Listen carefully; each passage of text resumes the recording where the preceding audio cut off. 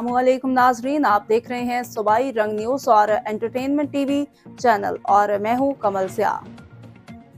सबसे पहले नजर डालते हैं आज की अहम खबरों पर।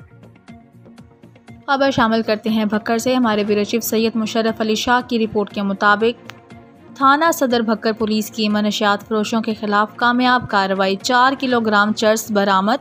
वज़ीर आला पंजाब मोहतरमा मरीम नवाज, IG पंजाब डॉक्टर उस्मान अनवर के अहकामात पर ज़ेर निगरानी district police officer Bhakkar Mohammad Naveed की हिदायत पर भक्कर पुलिस मनशियात फरोशों के खिलाफ क्रैकडाउन करते हुए SHO सदर भक्कर वहीद हसन लक ने मनशियात फरोशों और मुजरिमान इश्तहारियों के खिलाफ घेरा तंग करते हुए 4 कस मनशियात फरोश और 4 कस मुजरिमान इश्तहारी गिरफ्तार।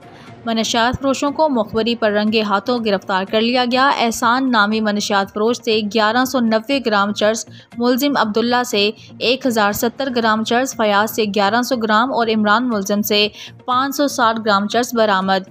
दूसरी तरफ इश्तहारी मुजरिमान के खिलाफ कार्रवाइयों का सिलसिला जारी रखते हुए 4 कस मुजरिमान इश्तहारी खिजर हयात, बशीर खान, मोहम्मद इकबाल और हबीबुल्ला शामिल हैं।